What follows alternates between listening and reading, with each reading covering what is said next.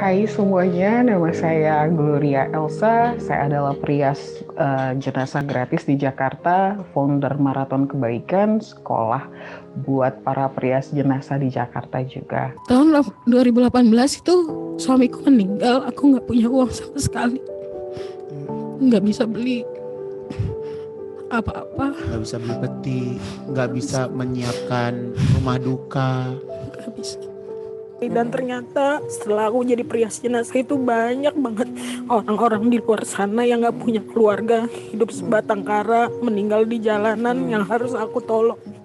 Kita akan panggilkan pembicara tamu kita hari ini, Ibu Gloria Elsa Hutasoi. Tepuk tangan yang paling meriah dong. Iya, ya ibu-ibu yang di Zoom juga bisa tepuk tangan lah ya, walaupun Silakan, di rumah Kak. ya. Shalom. Shalom. Ih, belum kedengeran suaranya. Shalom. Terima kasih sudah diundang di GBI yang namanya hampir sama dengan nama saya, Oh. Eklesia dan Elsa. Wah, Ya kan? keren. Pasti ada maksud Tuhan kenapa saya diundang kemari. Mohon maaf sebelumnya tadi pas nyanyi-nyanyi aku agak duduk berdiri karena ada vertigo. Iya. Ya, bukan nggak mau melayani Tuhan atau kita bernyanyi untuk Tuhan gitu. Oke, Kak Glo. Iya. Kak Elsa kali aku panggil ya, Iya, boleh. supaya namanya sama dengan Eklesia katanya. Iya. Boleh Elsa aja. Iya. Kak Elsa, Iya. mungkin tadi kita udah melihat sedikit cuplikan Profil. tentang sedikit profil tentang Kak Elsa. Dan mungkin sudah beberapa juga nonton di podcast di YouTube ya, YouTubers yang mungkin lagi viral ya Kak ya tentunya. Puji Tuhan. Nah, aku mau tanya nih Kak, Iya. boleh langsung bertanya ya? Boleh. Aku mau tanya nih Kak, boleh nggak Kak ceritain siapa sih Kak Gloria Elsa itu dan sekarang kesibukannya apa gitu Kak? Oke. Nama saya Gloria Elsa Febrina Hutasoid. Harus disebut nama belakangnya, marganya biar kelihatan orang Bataknya ya. Jadi yang orang Batak di sini, Horas. Ya, saya adalah anak pertama dari seorang ibu dan bapak yang hebat. Kebetulan mama saya ada, boleh tepuk tangan? Karena doa beliau selama lebih dari 30 tahun, saya bisa menjadi manusia baru dan bisa melayani Tuhan lebih lagi. Pekerjaan saya adalah perias jenazah. Dan mama saya belajar melayani itu dari mama saya. Kebetulan mama saya adalah perawat dan beliau juga banyak pelayanan memandikan jenazah. Dari remaja aku udah ikut mama. Jadi apa yang aku lihat di depan mata itulah yang aku tiru. Jadi hanya itu sih kerjaan saya, ngerias jenazah, berada di panggung-panggung yang dikasih Tuhan. Bukan saya yang menerima panggung itu, siapalah saya, tapi dari panggung itu saya mewartakan bahwa di tengah kedukaan ada kasih Tuhan yang luar biasa. Yes. Itu saya. Berarti sosok seorang ibu ya, sosok seorang ibu Oh, iya. teladan yang luar biasa tentunya Iya, ya Kak ya. betul. Oh iya, anak saya 1 dan suami saya sudah meninggal tahun 2018. Jadi aku adalah single mom yang masih muda. Kebetulan aku menjanda dulu. Mama masih ada papa. Ya. Oh iya. Sis Elsa, kita mungkin mau Boleh. tahu nih pengalaman bersama dengan Tuhan gitu ya. Oh. Ada nggak yang bisa dibagikan kepada kita? Kita mau dengar kan apa sih pengalaman Sis Elsa bersama dengan Tuhan seperti itu? Aku cerita dulu, zaman dahulu itu aku anak yang rebel. Tahu anak rebel kan? Bandel. Anak yang gak percaya Tuhan. Anak yang merasa kalau Tuhan itu tidak bisa menentukan masa depan kita. Tuhan itu ya cuman sekedar minta tolong aja gitu loh. Tapi saat aku kehilangan suamiku, pada saat beliau sakit-sakitan selama 2 tahun, aku benar-benar percaya bahwa Tuhan itu emang nyata hadir di tengah-tengah kita untuk menolong. Nah, dia menyentuh hatiku ketika aku menjadi seorang ibu. Bahwasanya ternyata menjadi ibu sangat-sangatlah berat. Ya ditambah lagi seorang ibu yang anaknya bandel kayak saya gitu kan. Kuliah 2 kali apa 3 kali ya Mah ya, nggak lulus-lulus ya kan. Semuanya itu saya hidup di jalanan, saya memilih hidup di jalan, saya memilih menjadi anak yang bebas, tidak patuh akan nasihat orang tua. Tapi di situ pada satu hari Aku pernah bicara sama Tuhan bahwa aku kosong, jiwaku kosong. Aku merasa aku siapa? Gitu. Itu pertanyaan yang pertama. Kok bisa-bisanya Tuhan tuh iseng banget ya, ngambil tanah, terus ditiup, ditaruh aku di rahim mamaku, dirajut aku dengan cinta di rahim mamaku, lalu aku lahir tidak menjadi apa-apa. Begitu aku tua nanti mungkin aku takut nih mati nih. Gue masuk neraka nih. Ngapain Tuhan nyiptain aku di tanah pilih, ditiup, dirajut 9 bulan, kalau aku mati harus masuk neraka. Walaupun Tuhan sudah menebus aku. Tapi ketika aku tidak percaya, apakah Tuhan nanti bakalan lihat aku pas mati? Ini anaknya gak percaya sama gue nih. Udah gue selamatin nih, udah gue kasih banyak kesempatan, tapi dia gak gunain kesempatan itu. Itu Tuhan menyentuh aku lewat banyak hal. Ketika aku kehilangan suamiku, aku gak punya uang sama sekali, seperak pun. Aku bilang sama mama, "Mah, aku gak punya apa-apa." Mama bilang, "Berdoa, serahkan diri kamu sama Tuhan, kosongkan kamu." Tapi banyak banget orang yang menolong aku saat itu. Dan di samping jenazah suamiku, aku bilang, "Tuhan, this is you. Orang-orang baik ini kamu. Orang-orang yang di sekitar ini engkau." Aku bilang, sebelumnya aku udah jadi perias jenazah, tapi saat ini Tuhan, aku bernazar, kalau engkau boleh pelihara seorang janda dan anak yatim, aku janji, aku mau jadi prajurit kemanusiaan di tengah kedukaan. Pakai aku. Karena aku tahu, ketika kita sudah kehilangan seseorang, tidak punya uang, lalu 40 hari surat rumah diminta sama ipar, lalu disalahkan, akhirnya kami diusir dengan baju di badan sama anak saya. Aku bilang, "Bapak, aku adalah Ayub. Aku adalah Ayub. Mengapa begitu susah bagiku ketika aku mau menjadi anakmu, enggak kau permudah." Tidak dipermudah sama Tuhan. Malah diambil semuanya. Tapi Tuhan bilang, "Elsa mau setia enggak?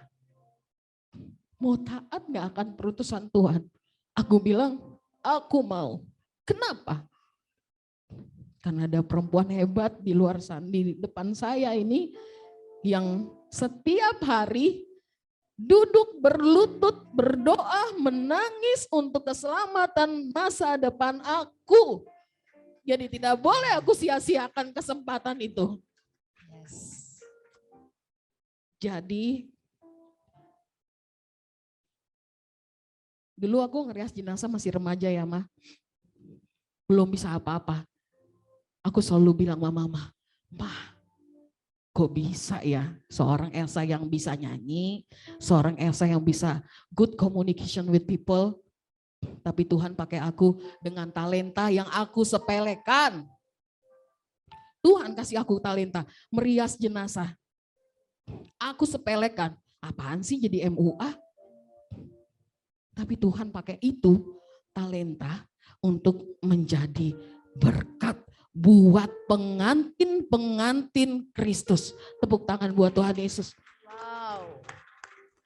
Jadi buat teman-teman di sini, kalau ada yang merasa ya, kalau dulu aku merasa ya, gila, gue gak punya talenta apa-apa. Jangan pernah sepelekan talenta kamu. Kalaupun kamu cuma bisa masak, mungkin bisa jadi YouTubers nanti. Kalaupun kamu cuma bisa megang ngoprek-ngoprek, barang elektronik, kita nggak tahu ternyata kamu dipakai di sini. Penyanyi kamar mandi ya kan, kita nggak tahu Tuhan pakai panggung ini untuk kamu bisa bersinar. Jadi jangan pernah rendah diri ya.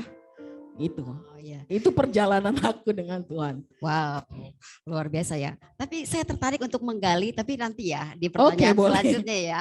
Oh ya, saya juga mau ingatin buat ibu-ibu yang mengikuti ibadah onsite, nanti akan dibuka ruang tanya jawab.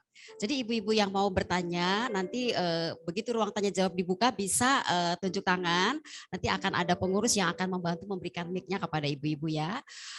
Ibu-ibu yang juga mengikuti ibadah Zoom, bisa juga dong bertanya ya. Silakan menuliskan lewat kolom chat, nanti akan ditayangkan di LED ya. Tentunya siapa cepat dia dapat ya, karena kita kan keterbatasan waktu seperti itu. Nah, Sis Elsa tadi bilang setiap kita punya talenta. Mungkin kita kadang-kadang nggak menyadari bahwa kita punya talenta. Iya benar. Ya. Nah, apakah Sis Elsa ini dari kecil udah tahu, udah sadar bahwa punya talenta merias, diantaranya merias jenazah gitu ya. Nah, apakah sudah tahu? Nah, kenapa memilih profesi ini yang kita kan kebanyakan takut ya, Jarang ya. diminati ya. Langka mungkin Kak. Langka ya, Ada di Yan, sini ya. yang takut mati. Saya juga takut mati. Manusia loh, takut mati, manusiawi. Kenapa? Karena masih banyak ngerasa belum cukup Tuhan, amal ibadah ya kan. Kenapa saya memilih jadi perias jenazah? Satu hal, karena pengalaman aku ketika kehilangan suami, ternyata biaya ngerias jenazah sama mandiin jenazah itu mahal banget loh. Mahal. 2,5 juta paling murah paketnya. Kalau di Grand Heaven mungkin udah puluhan juta karena pakai grade A gitu kan. Karena saya mau bantu, kenapa harus menjadi perias jenazah? Karena part itu yang apa namanya bisa mengkat banyak biaya gitu. Dan saya tahu banget bahwa kadang-kadang ya, bukan saya mau menyepelekan perias jenazah lain. Mereka bekerja karena ada rupiah. Kalau saya bekerja karena Tuhan dan pasti didampingi oleh Roh Kudus. Jadi saya merasa kalau saya ngerias jenazah kayak saya mempersembahkan persembahan terakhir itu buat Tuhan. Ini loh orang yang meninggalkan dunia menang. Jadi orang pemenang itu harus mendapatkan yang terbaik. Dan Tuhan utus aku untuk menjadi perias jenazah supaya mempersiapkan pengantin Kristus gitu. Udah pernah lihat belum hasil make upanku? Belum ya? Itu bagus Kalau saya sih udah, kalau yang lain mungkin belum ya? Kayaknya ya. Belum ya? Mudah-mudahan nanti dilihat ada soft glamour, ada glamour beneran, ada colorful glamour, keren-keren. Oh, iya, bawa fotonya Sis Elsa. Ada di Instagram aku juga banyak gitu. Jadi kenapa aku harus memilih jadi perias jenazah? Karena memang udah diutus sama Tuhan. Aku sudah bernazar. Kebetulan juga memang dari remaja itu sampai begini hari, kayaknya Tuhan emang senang aku di sini deh gitu loh, untuk mempersiapkan pengantin Kristus. Jadi kalau udah meninggal di surga nih ketemu malaikat, wah glowing banget nih. Pasti Elsa nih yang make upin, ya kan? Bener dong. Gitu. Benar. Takut nggak? Takut. Ngerias jenazah takut karena manusia itu nggak meninggalnya bukan hanya karena siap. Ada yang nggak siap, ada yang mati bunuh diri, ada yang kecelakaan. Normal, takut normal. Tapi ketika kita menghadirkan Tuhan di dalam pekerjaan kita, terutama Allah Roh Kudus, aku selalu mendampingi. Karena apa? Aku bekerja, mengurusnya roh-roh juga ya kan. Jadi aku harus panggil, harus mendatangkan Allah Roh yang utama, yang Roh Kudus biar bisa melindungi aku dari roh-roh yang lain ya kan. Terus bisa memberkati tanganku juga supaya ketika aku bekerja memang ini maunya Tuhan. Maksudnya meriasnya itu memang sesuai dengan kehendak Tuhan. Gitu. Panggilan yang mulia tentunya ya Kak ya. Mudah-mudahan mulia ya dan bisa dijadikan cita-cita. Mungkin nanti ada anak-anaknya atau tante-tante yang mau belajar silakan. Mungkin mau ada yang mau melanjutkan menjadi Elsa baru gitu kan. Kak Elsa buka kelas ya. Iya, buka kelas aku. Buka kelas ngajar. make up jenazah ya. Belum ada kan GBI perias jenazah? Belum ada kan? Bener dong. Ada yang mau nggak daftar jadi anak murid? Tapi jangan yang latah ya. Ada Bu Desi. Mana Bu Desi? Bu Desinya tidak hadir. Oh, Bu Desi perias jenazah. Iya. Salam kan buat Bu Desi ya. Ya. Mungkin aku tertarik Kak. Tadi kan Kak Elsa bilang kalau semenjak panggilan yang Tuhan kasih buat Kak Elsa, sehingga ketika Kak Elsa make upin jenazah, itu bisa dikatakan gratis ya Kak ya, berarti Gratis. ya. Nah, kalau boleh tahu Kak, ketika Kak Elsa make upin jenazah dengan mungkin tidak dipungut biaya, bagaimana dengan biaya kehidupan Kak Elsa sehari-hari untuk mencukupi biaya kehidupan bersama dengan anak? Coba tanya Tuhan Yesus. Suruh dia jawab. Bagaimana bisa menafkahi saya? Tapi sampai detik sekarang ini, boleh ada saksinya, Mama, saya udah gak pernah pinjam uang lagi ya Ma. Saya sudah bisa nabung buat anak Ma. Sudah. Artinya apa? Barang siapa, kata Tuhan, setia akan perutusannya. Setia akan perutusan. Sekali lagi, setia akan perutusannya. Bagaimanapun caranya, dia akan menafkahi aku. Karena ada janji aku sama Tuhan Yesus. Ingat kan tadi aku cerita?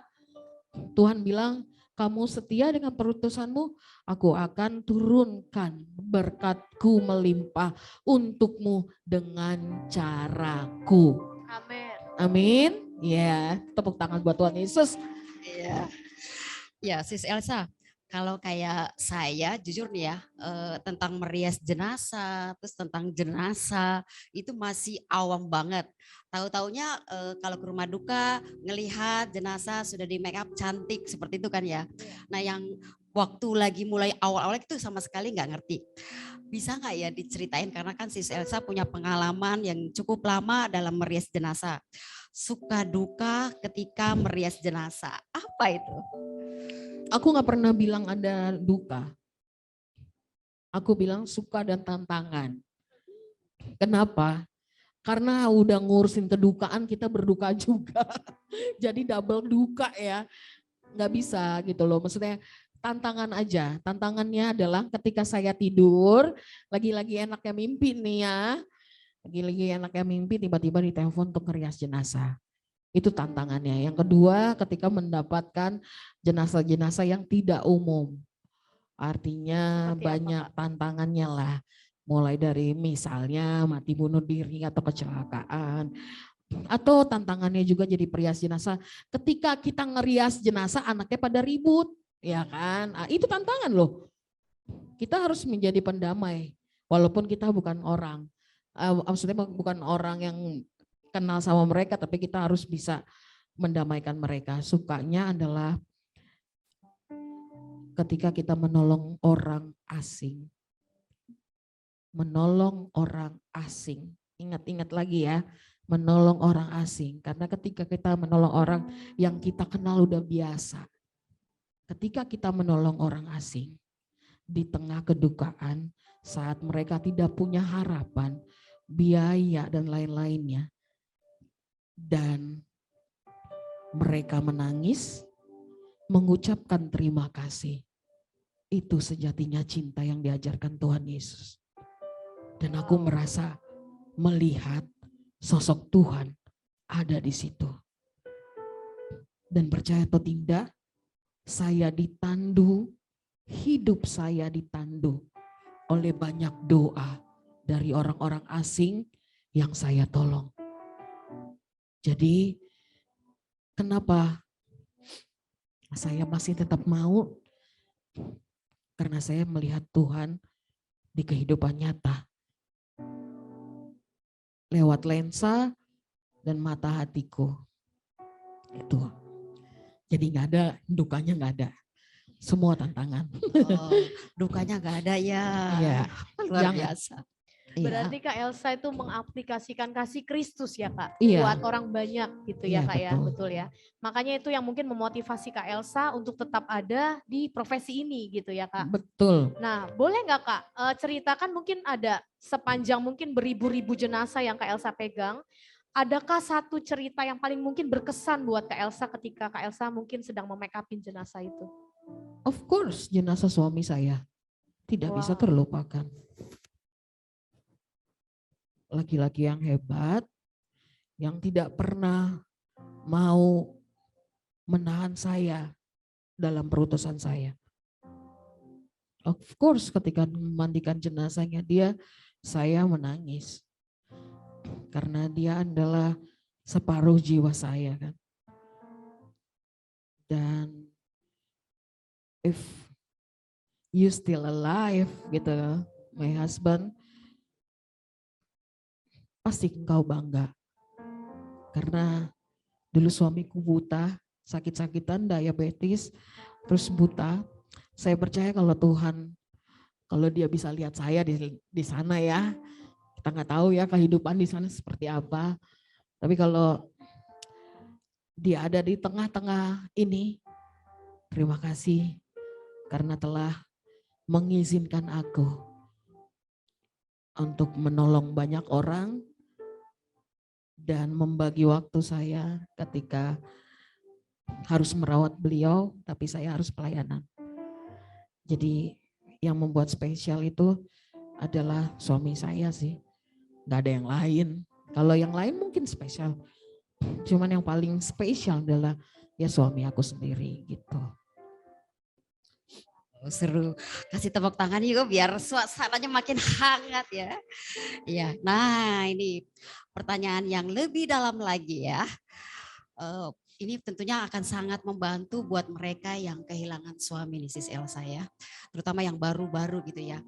Bagaimana Sis Elsa bisa melewati hari-hari kehilangan suami tercinta. Lalu juga tadi sempat disampaikan kan bagaimana katanya diusir sama ipar ya. Cuman membawa baju yang dipakai gitu. Pergi keluar dengan anak. Sekarang sudah mengampuni? Puji Tuhan sudah. Nah, itu bagaimana? Mungkin bisa dibagikan pengalaman hidup Sis Elsa supaya ini bisa menguatkan buat setiap kita.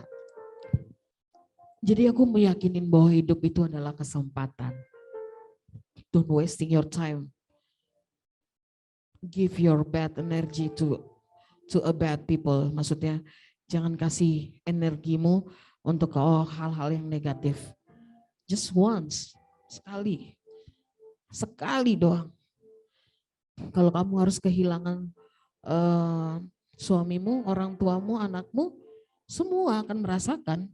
Cepat atau lambat, tinggal tunggu kapan aku. Ya kan? Dan percayalah, di seluruh Alkitab, agama manapun, khususnya kita, Alkitab kita, Injil kita, di situ semua ayat tertulis. Jangan takut. Seorang janda dan anak yatim, sampai kapanpun aku akan berkati. Amin. Jadi gak pernah takut, jangan pernah takut. Jangan pernah takut. Ketika kamu berlutut, merasa kosong, bilang sama Tuhan, Tuhan, ini aku. Engkau pilihkan aku untuk lahir di tengah-tengah keluarga mungkin broken home, atau seorang anak yang dari kecil tidak tahu bapaknya, atau menjadi janda di usia muda. Itu hidup yang harus kita hadapin. Tidak boleh kita lari. Jadi buat teman-teman, jangan pernah takut deh sama hidup. Pakaianmu, perhiasanmu, handphonemu, gak ada yang dibawa mati. Saya melihat betul ketika saya menjadi perias jenazah di ruang jenazah, bahwa kuasamu di dunia tidak bisa mengembalikan nyawamu. Bahwa uangmu yang semiliar itu tidak bisa membeli nyawamu. Jadi yang harus kamu lakukan ketika kamu kehilangan seseorang, sekalipun itu maunya Tuhan. Jadi gimana rasanya kalian ketika hari ini memiliki hidup bersyukur. Bersyukur. Every day you must be grateful to God. Karena kita nggak pernah tahu. Tahu nggak kenapa?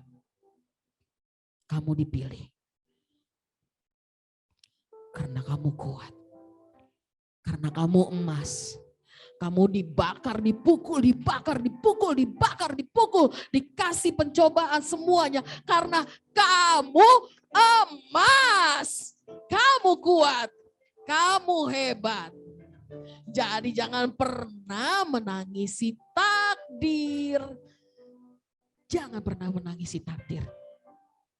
Karena hal yang baik, tidak baik, itu semua dari Tuhan.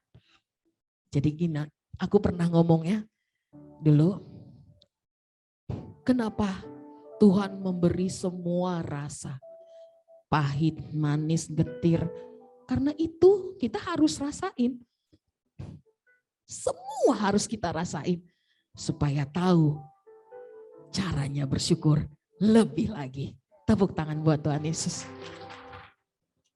Wow, jadi jangan takut ya, Jangan buat ibu-ibu yang baru saja ditinggal oleh orang tercinta, suami, jangan takut.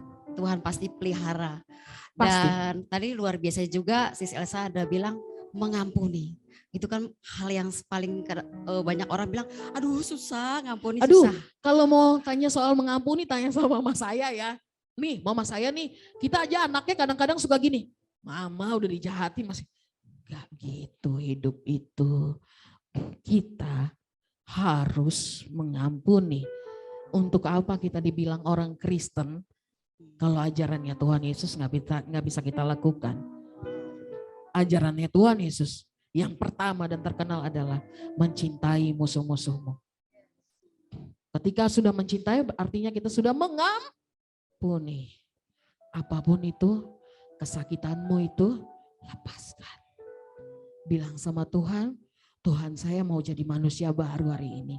Hari ini aku temu Kak Elsa, ketemu ibadah hari ini, saya pulang dari sini mau menjadi manusia baru. Saya mau jadi manusia baru Tuhan. Saya mau mengampuni. Tulis nama-nama orang-orang yang menyakiti hati kamu di rumah, lalu bakar. Bilang sama Tuhan, aku sudah lepaskan Tuhan. Haleluya. Amin. Amin. Ya, puji Tuhan. Ya, seru juga mungkin, ya Yan. Seru banget ya. Tadi kita Cocok udah gak sih aku jadi pendeta nih kayaknya Ibu Gembala ya. Nanti Gembala didoakan. Ini Ibu Gembala kita Sis Iya aku Elsa. tahu. Iya, Ibu Silvaniso. Sudah terlihat dari aura pancarannya. Kalau kayak langsung, Ibu, Nun.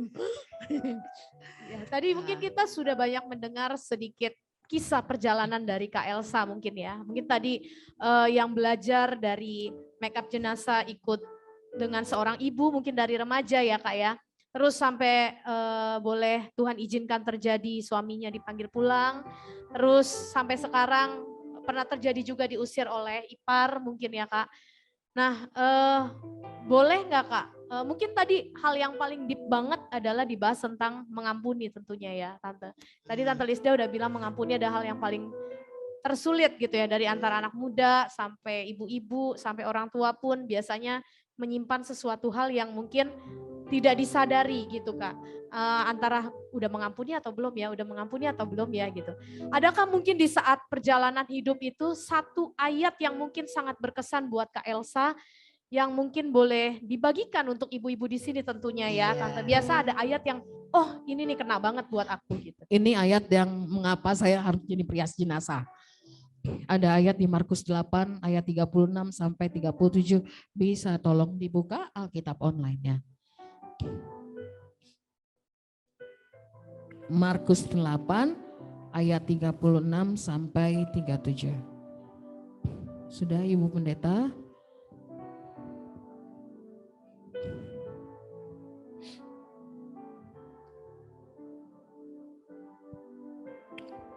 Sudah? Baru kita baca-baca rame-rame ya.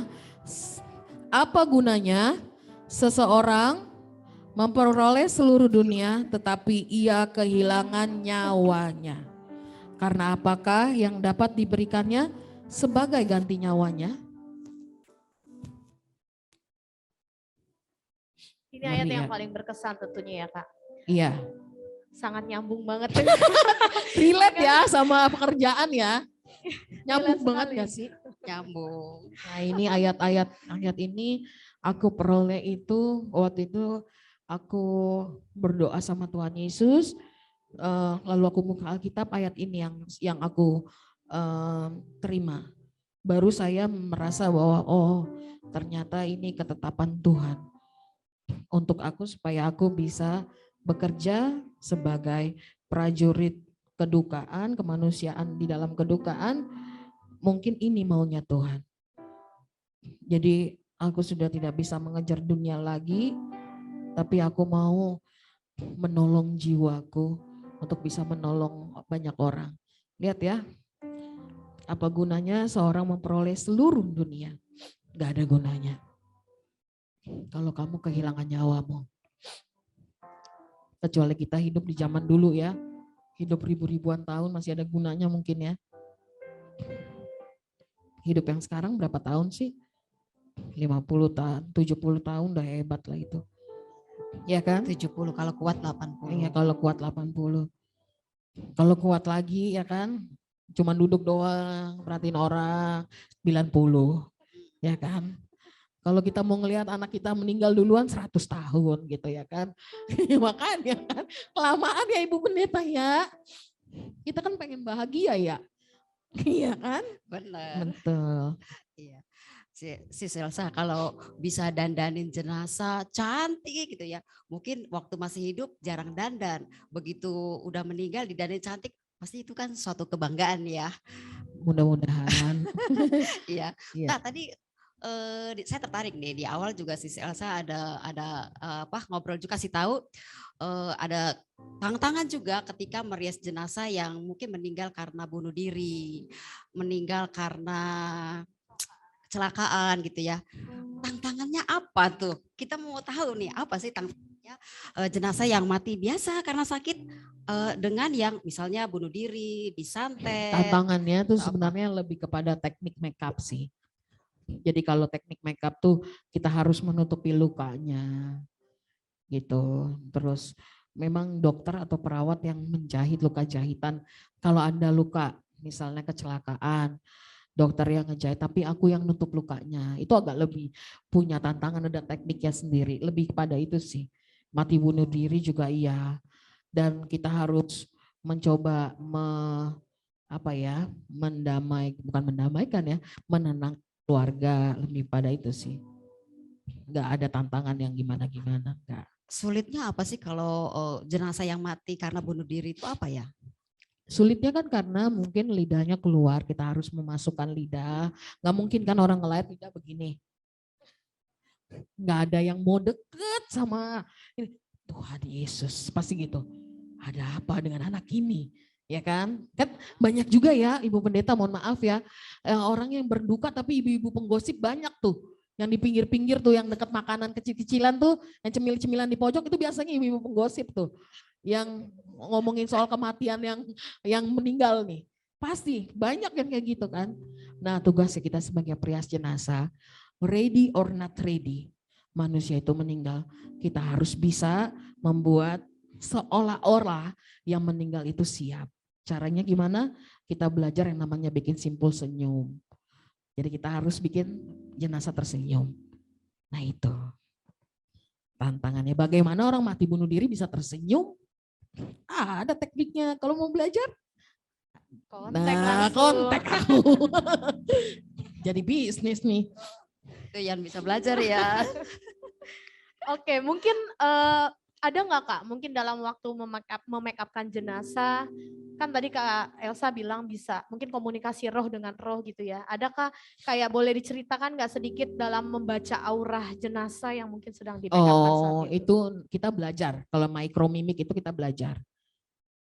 Micromimik itu istilahnya mimik muka wajah si jenazah sebelum dia meninggal. Karena kan otak itu pasti merekam kejadian selama dia hidup kan. Jadi kalau misalnya ada yang meninggal begini nih, ngerut nih, biasanya ada yang belum selesai tugasnya. Ada anak yang belum menikah.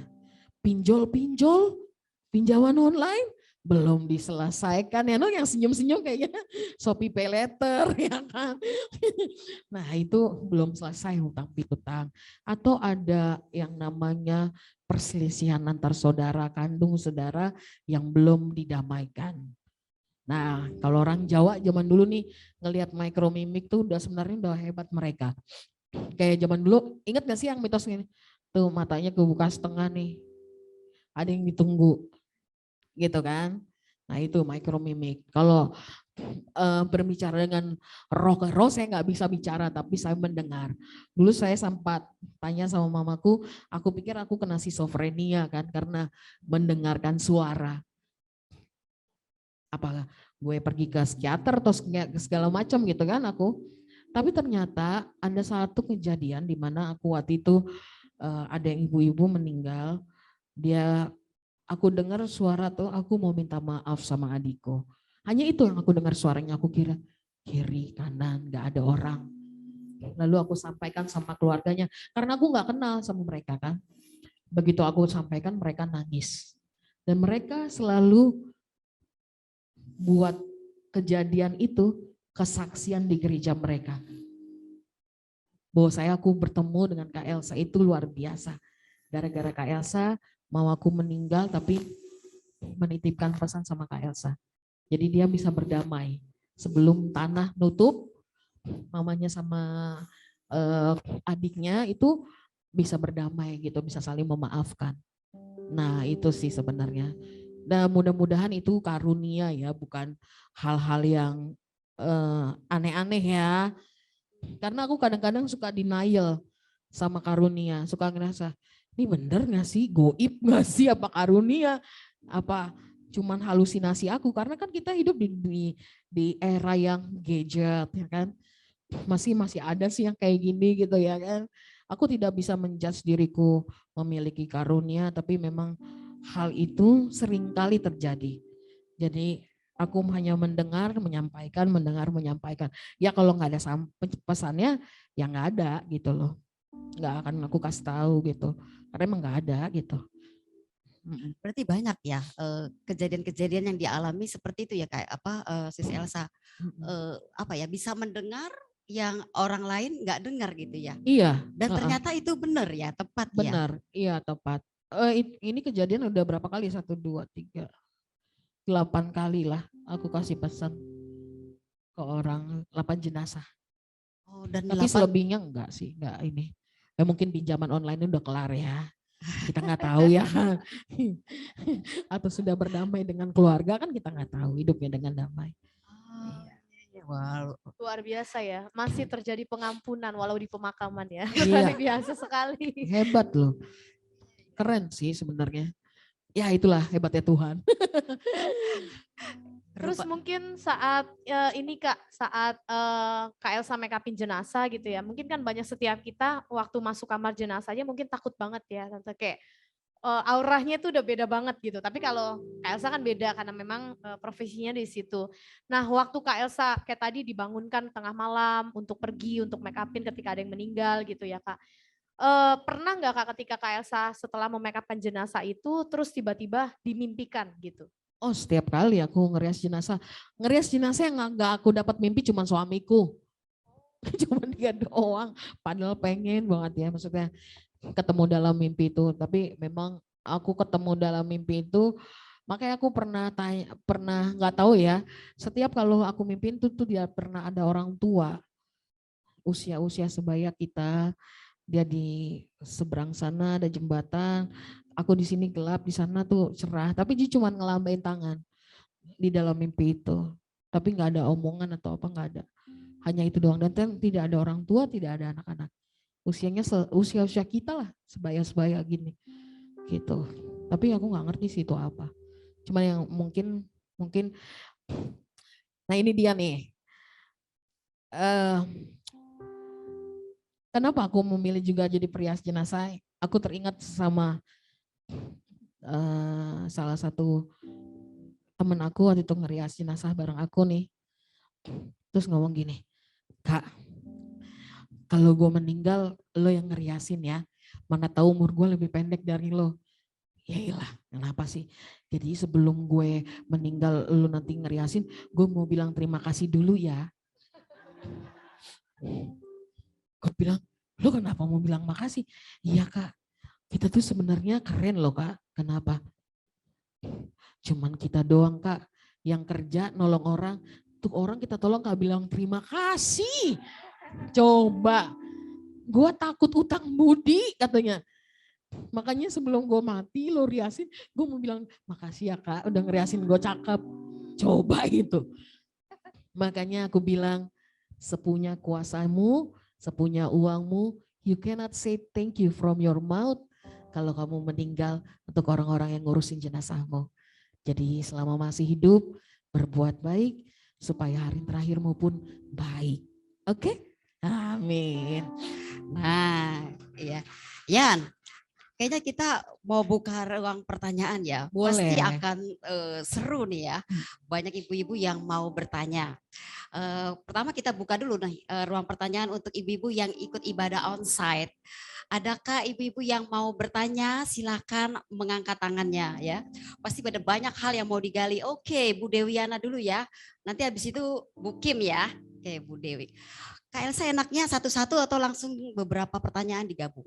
Boleh beberapa pertanyaan aja. Oh oke. Nah. Aku minum ya. Oh Boleh, iya. boleh, silakan, Kak. Selamat siang Kak Elsa. Ya. Siang Ibu. Iya. Kalau merias jenazah itu kan orang meninggal itu kan enggak ditentukan saya hari ini, saya bulan ini, saya tahun ini gitu ya. Iya betul. Misalnya, Mendadak ya jadwalnya. Mendadak ada seseorang berangkat ke surga gitu. Jaraknya berapa jarak yang Kakak Elsa bisa tempuh, yang Kakak Elsa mampu untuk ke tempat rumah duka gitu. Jarak yang saya tanyakan. Jarak ya. Ya. Ibu manajer ojol? Oh, enggak. Kirain mau nambahin saya. Itunya harganya, argonya ya kan? Makasih Ibu. Ya makasih buat pertanyaan. Ada lagi? Ya ada lagi yang mau bertanya? Biar sekalian. Oh ada di belakang. Tadi Ibu Kim dulu ya, Bu Kim terus Bu Lena ya. 3 dulu lah ya, 3 pertanyaan nanti Kak Elsa akan menjawab ya. Sis Elsa. Iya. Berapa jenazah? Maksudnya bagaimana cara berjenazah yang sudah diriasin mengucapkan terima kasih? Oh iya, oke. Oke, yang ketiga Ibu Lena.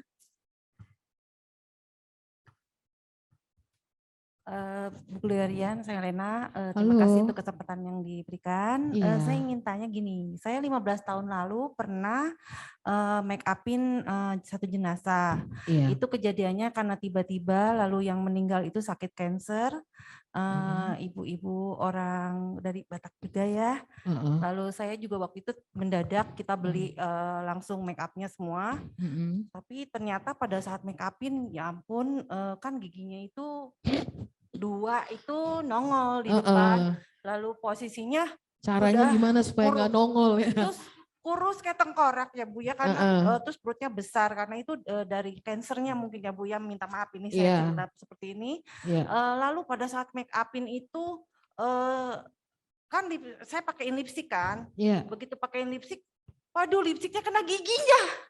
Nah, terus waduh, gimana ini ya saya ngapusnya? Terus begitu ngapus saya takutnya banget.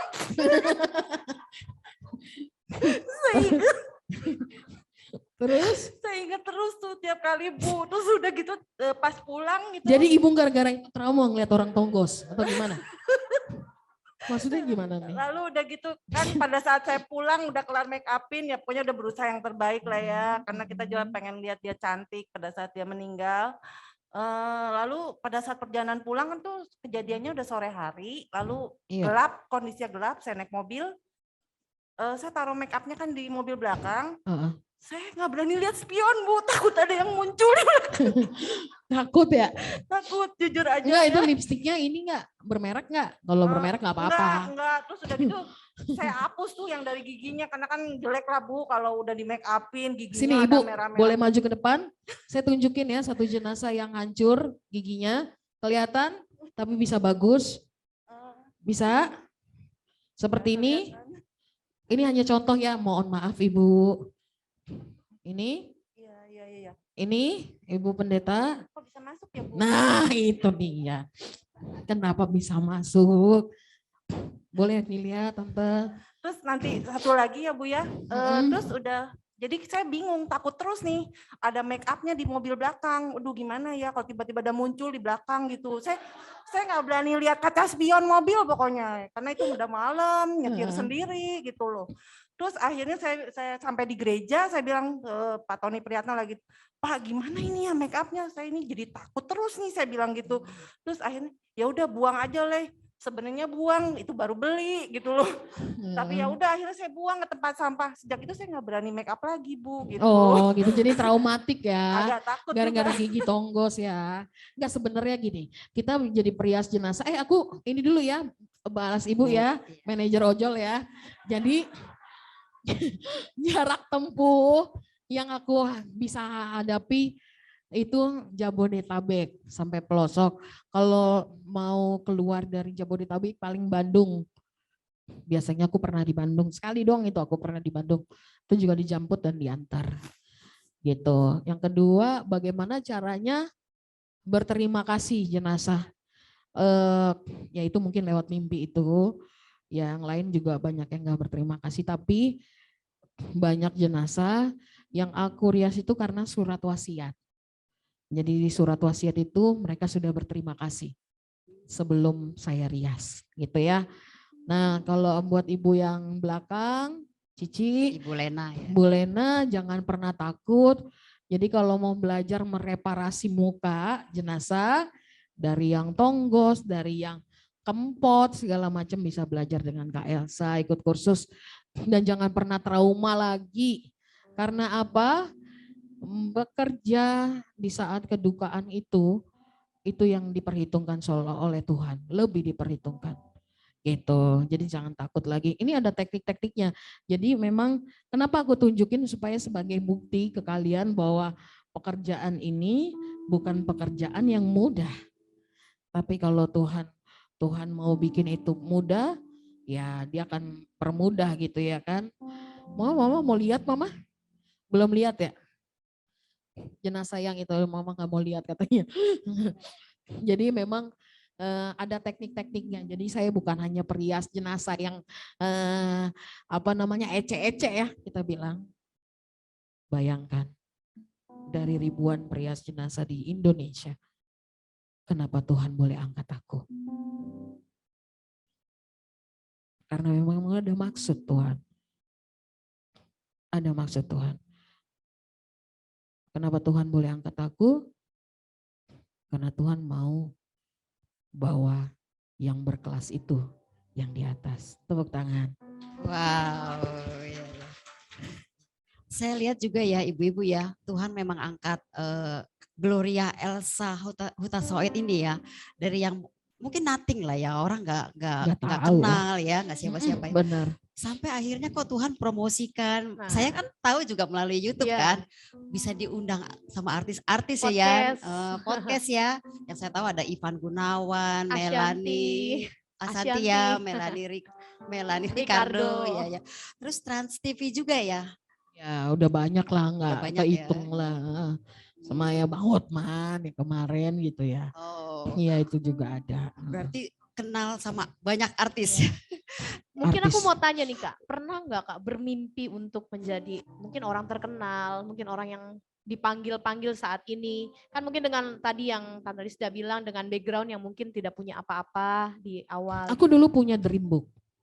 Hmm. Dream book aku suka tuh nulis apa yang mau aku capai itu loh. Suka gunting-gunting zaman dulu, ya kan. Dulu aku pengen justru aku nggak pengen jadi perias jenazah yang diundang, ya kan. Mana ada anak kecil, cita-citanya apa? Perias jenazah.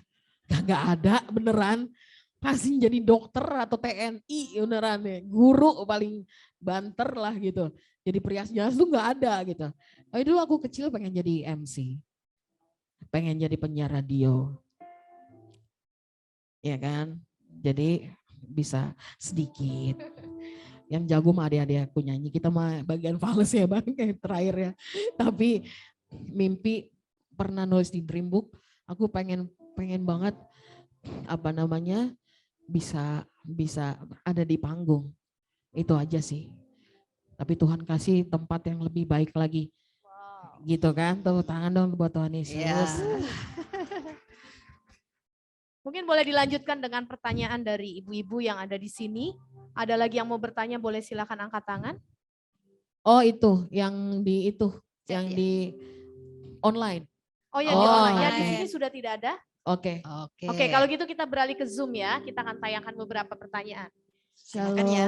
Oke, dari Ibu Cencen. Pertanyaannya, Shalom pagi Bu Elsa, apakah selama merias jenazah Ibu tidak pernah merasa takut? Dan apakah Ibu pernah bermimpi ketemu orang yang sudah Ibu rias? Makasih. Sudah dijawab ya, Ya, pertanyaannya. sudah Next. dijawab. Oke, yang di bawah, Shalom Bu Elsa, gimana caranya merias jenazah yang meninggalnya? Waduh, saya tidak terlihat nih. Terbakar. Meninggalnya terbakar. Oke, merias jenazah yang terbakar itu biasanya aku nggak rias. Karena lukanya sudah melepuh, ketarik, tapi aku pernah luka yang setengah kebakar, tapi nggak terlalu banyak. Nah itu ditutupin dengan clay. Tahu kan yang kalau di TikTok tuh ada yang makeup orang Korea yang buat mancung-mancungin hidung nih, yang bisa diiniin. Nah itu biasanya ditutup. Tapi kalau satu muka kebakar aku belum pernah. Gitu. Tapi kalau yang kanker kulit iya pernah. Itu aku malah betulin perias jenazah lain. Gitu. Jadi dia udah dirias, ternyata hasil riasannya kurang bagus, aku dipanggil untuk rias, retouch gitu. Tapi itu kanker kulit. Jadi kalau diiniin dia ngeletek gitu, makanya aku pakai lem gitu. Next. Oke, ada lagi pertanyaan dari Zoom? Oh, cuma 2 yang nonton. Oh, cuma 2 yang nonton di online. Ya, sayang banget. Tapi nggak apa-apa, yang 2 itu terberkati. Kalian terberkati hari ini. Nggak ada lagi ya, oke. Oke, mungkin aku mau tanya lagi nih Kak. Oh, satu lagi. Ada lagi. Dari Ibu Yuni Ratna. Shalom Kak Elsa, apakah Shalom. ada kosmetik khusus untuk jenazah? Terima kasih. Oke, aku mau cerita, sebenarnya aku adalah founder dari Maraton Kebaikan. Saya mempergunakan makeup expired, kadaluarsa yang masih layak pakai untuk merias jenazah. Jadi makeup khusus nggak ada sih. Cuman tekniknya yang berbeda dengan merias orang hidup gitu. Itu sih. Berarti Kak Elsa mengumpulkan semua makeup expired. Gitu ya? Masih bisa dipakai ya Kak ya? Iya. Okay. Kalau suami expired jangan ya. Tentang saya janda enggak ya. Kosmetik aja ya Bu, Ibu ya. Mungkin kalau ada ibu-ibu di sini yang punya makeup expired gitu ya Tante. Mungkin bisa dikasih ya Kak ya. Atau nggak usah ke saya. Saya kan hanya 1 orang doang ngumpulin makeup se-Indonesia, nggak mungkin ya. Okay. Jadi kalau kalian punya makeup expired, kadaluarsa, ada orang ke rumah duka, kasih aja ke ruang jenazah. Nanti ada perias jenazah yang akan nampung di situ. Dan gara-gara aku membuat pergerakan ini, semua orang jadi nggak buang makeupnya. Gitu. Itu Tuhan Yesus tuh yang ngasih ide. Ya, tepuk tangan dong. Luar biasa. Ya. Oke, ada lagi Kak, ada pertanyaan lagi tadi. Ya, dari Ibu Juli. Kak Elsa, tolong ceritakan apa respon anaknya Kak Elsa yang bekerja merias jenazah. Anakku adalah anak yang hebat, dari kecil udah ikut aku merias jenazah. Namanya Lionel. Lionel itu aku pilih karena aku pernah mimpi dulu bertemu singa dari Yehuda. ya kan? Jadi singa itu melambangkan perlindungan, pemimpin segala macam. Reaksinya dia sama seperti namanya dia. Ketika saya ngerias jenazah, dia memang melindungi saya. Aku pernah satu hari, kebetulan anak aku pinter ya Ma ya, dia kayaknya semua hal dia tanya ya. Pernah satu hari aku ngerias jenazah sama Lionel, jarak tempuhnya 25 km. Kita naik ojek, saat itu belum ada mobil pelayanan, puji Tuhan udah ada mobil pelayanan dari donasi orang-orang baik ya. Nah saat itu pas kita kehujanan, he dancing in the rain. Dia menari, saat kita melipir dia nari.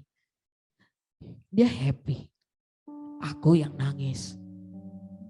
Di tengah perjalanan sudah reda, dia bilang, Tuhan itu ada gak sih Mi? Why you say that? Kenapa sih kita nolong orang kok dibikin susah sama Tuhan? Bayangkan, anak seumur itu dia bisa bertanya keberadaan Tuhan. Asyik sama Lionel, sabar dan tunggu. Tuhan pasti akan tolong kita nak. Lalu Februari 2022, tepat pada hari ulang tahunku, Tuhan kasih hadiah sebuah mobil pelayanan yang tidak aku duga-duga. Tepuk tangannya buat Tuhan Yesus. Yang kalau Lionel ngerias jenazah ikut maminya udah gak kepanasan lagi, gak kehujanan lagi. Begitu dia terima mobil itu, dia bilang, so this is my car mom, not your car, but God car. Maksudnya ini mobilnya Tuhan. Kenapa? Karena dia mendengar doa Lionel.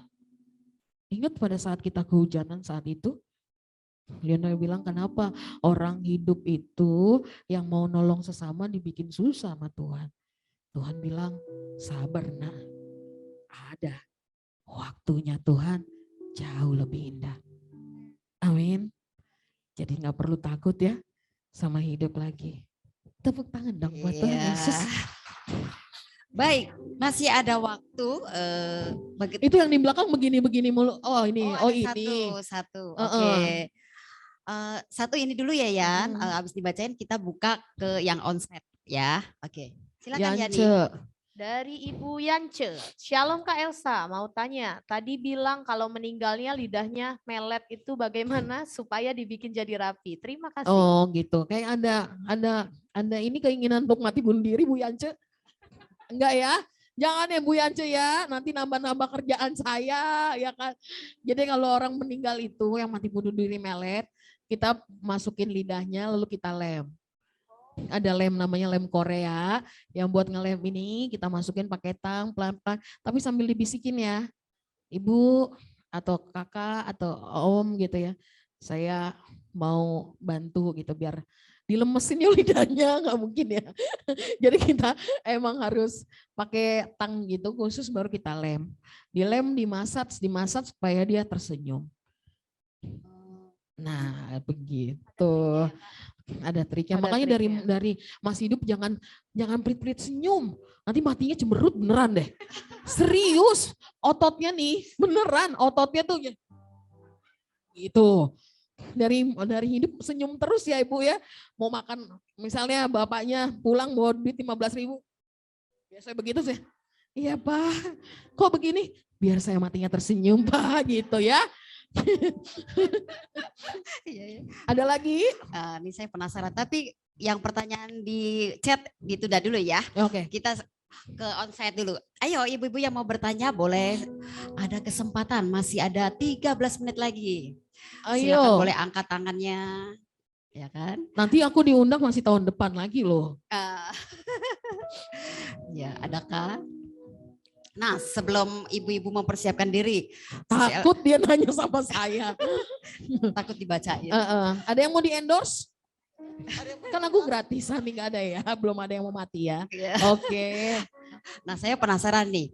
Iya Kak. Kan Sis Elsa bisa membaca micromimik seseorang ya. Iya. Kira-kira apa aja sih yang Kak Elsa ketahui mengenai micromimik itu? Micromimik itu adalah mimik wajah yang bisa kita baca gitu ya. Makanya tadi aku udah jelaskan, tadi ada yang mengkerut, ada yang matanya ini kebuka, ada yang keluar air mata. Air mata itu termasuk muscle twitch ya, Mah. Otot yang ini yang terakhir itu bekerja. Muscle twitch itu kadang-kadang kan kita ngerias jenazah ada yang ininya kedut gitu. Kayak robot nih, robot kalau kalian kehilangan listrik kan ngik ngik sampai terakhir tuh. Nah, itu kayak gitu manusia juga. Kalau micromimik itu kita bisa membaca mikromimik orang meninggal, oh dia siapa apa enggak ya? Kok matinya mikir gitu. Atau ada yang satu lagi yang alisnya naik gitu ya kan. Oh, orang sombong nih kayaknya gitu. Tapi kan nggak boleh ngejudge kan kita. Paling kita rapiin, jadi nggak kelihatan, orang luar itu tidak boleh kelihatan dia tidak ready meninggalnya. Nah itu tugasnya perias jenazah. Kalau yang kayak begini kita biasanya massage supaya dia agak sedikit dan dibisikin juga. Gitu. Kalau mata melotot itu kenapa itu? Mata melotot. Pas meninggal matanya melotot. Oh mungkin dia. Ini seperti nanya-nanya ke peramal ya. Kalau mati bunuh diri biasanya matanya melotot. Oh. Iya mata melotot. Kalau terjerat ya, bukan asmara ya, terjerat asmara bukan ya, terjerat itu tali ya Bu. Iya, kalau terjerat biasanya matanya melotot. Nggak ada sih, aku nggak pernah ngeliat mata melotot. Ada yang begini nih, apaan tuh nggak ada Bu. Melotot nggak pernah, paling setengah mata. Tapi pernah sih, bukan melotot, kebuka matanya, masih kebuka matanya gitu. Mungkin saat ya kita nggak tahu juga sih ya. Tapi kalau mata terbuka setengah tuh biasanya masih ada yang ditunggu atau masih belum minta maaf atau masih ada ganjalan dalam hidup. Tapi yang paling sering sih tuh yang mikir. Itu pasti ada anak yang belum menikah atau belum kelar lah tugasnya sebagai seorang orang tua lah, rata-rata sih seperti itu. Itu. Ya mungkin aku mau tanya juga nih Kak, kan Kak Elsa make upin jenazah gitu ya, apakah Kak Elsa terima untuk make upin orang yang masih hidup? Enggak. Oh tidak. Karena boleh tahu, tanya sama mama saya, nggak bagus kalau ngeriasin orang hidup. Serius bener nggak tahu, emang mungkin Tuhan bilang kalau gue udah ngerias orang hidup bagus, pasti gue tinggalin pekerjaan ini kan, aku tinggalin. Mungkin Tuhan berpikir seperti itu. Tapi nggak tahu, aku emang gimana mau ngeriasin orang hidup ya. Jadi kalau orang ngeriasin orang hidup nih, duduk nih, dilihat-liatin, expired nggak nih makeup? Yang pertama, yang kedua kuas bekas, ngeriasin jenazah nggak Kak? Jadi nih belum di make upin udah suujon gitu. Kita belum kerjain udah buat dosa. Artinya kita jadi kesel, jadi bikin dosa, ya udah mendingan gak usah deh ngeres orang hidup, kecuali memang orang-orang terdekat aja gitu loh. Gitu. Ya, oke. 9 menit. Ada yang tadi ibu-ibu yang mau bertanya? Oke, ibu yang baju garis-garis. Sebentar ya, ini mic-nya. Sekalian perkenalkan nama ya Bu ya. Shalom. Shalom. Hari ini luar biasa sekali saya bisa bertemu dengan seorang perias jenazah ya. Saya Ibu Magda, saya biasa jemaat di Green Lake ya, karena sekarang lagi dibangun saya di sini. Saya sendiri seorang perias manten Bu Elsa, pengantin. Nah, saya lulusan dari Mustika Ratu ya, kursusnya dulu. Nah, ada satu teman saya seangkatan itu sekarang itu profesinya perias jenazah, namanya Mbak Resti. Nah, benar atau tidak, kalau sudah merias jenazah itu jadi nggak laku merias manten atau yang lain. Tapi saya nggak pernah berpikiran seperti masa sih, kan berkat Tuhan itu kan buat tidak seperti itu mungkin mitos. Nah, resikonya, bukan resiko, ini berkat buat saya juga. Otomatis keluarga saya di Jogja atau di mana kan tahu ya saya perias karena kerjaannya selain ngajar juga merias gitu. Ketika saudara meninggal di Jogja pulang gitu ya, kita pasti disuruh merias. Saya bukan takut nggak laku lagi gitu, tapi kok takut saya itu belum ada keberanian gitu. kita menolak jadi nggak enak ya Bu ya. Udah tahu semua Bu Magda itu perias gitu, di antara keluarga besar itu saya perias. Nah, gimana ya Bu Elsa cara menghilangkan udah gemeteran dulu itu gitu kan, nanti hasilnya jadi nggak baik gitu. Akhirnya tolonglah Bu, Ibu Bude aja, ini alat makeup saya ada kok. Bukan karena takut nggak laku, tapi bagaimana cara menghilangkan rasa takut itu. Harusnya, Iya. kalau, aduh ini pertanyaan bagus ya, Iya. sangat bagus. Tahu nggak kenapa saya nggak mau ngerias orang hidup? Nggak suka dikomplain.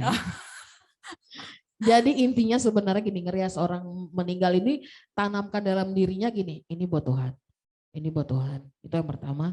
Yang kedua, lu pasti bisa, nggak akan dikomplain kok. Ayo bisa, dia nggak akan nih. Jadi anggap sebenarnya jenazah itu, oh ya aku mau kenalin sahabatku Rizka. Waktu itu aku pernah ngerias jenazah ya, Rizka. Tiba-tiba aku kena serangan panic attack. Asam lambungku naik, GERD naik, terus jantung cepat. Aku tinggal di pekerjaan, dia takut jenazah. Tapi begitu dia bekerja di samping aku gitu, aku harus ini nih, harus selesaiin nih tugasnya Elsa gitu kan. Udah dia diselesaikan kan juga kan. Aku tanya sama dia, gimana perasaan lo? Sebenarnya nggak seserem kalau kita ngebayangin Beb kan gitu. Sebenarnya nggak seserem itu Bu. Iya, karena saya pikir misalnya saat ini ada sepuh-sepuh keluarga kita itu 4 yang sudah istilahnya pikun, pasti ujung-ujungnya juga minta tolong saya lagi. Iya, nggak Saya apa-apa. ingin bisa seperti Bu Elsa bisa melayani juga gitu loh. Iya, Karena kalau pokoknya- di kampung saudara-saudara pasti kan enggak ada, maaf, seperti Mbak Resti itu sekali merias jenazah itu 10 juta. Mereka enggak berpikiran bayar kalau di kampung. Iya. Pokoknya sudah siapin Wah, kebaya gila, lu itu. 10 juta. Iya, itu makanya saya juga ingin melayani minimal saudara ya Bu ya, tapi itu dia menghilangkan rasa takut. Kalau yang mitos terus nggak laku itu saya nggak percaya. Iya. Gitu, menghilangkan rasa takutnya itu bagaimana gitu. Ya rasa takutnya itu ya berdoa aja sih sebenarnya. Iya. Maksudnya hadirkan Tuhan pada saat kita bekerja. Karena saya pernah bicara dulu salah satu quotes aku,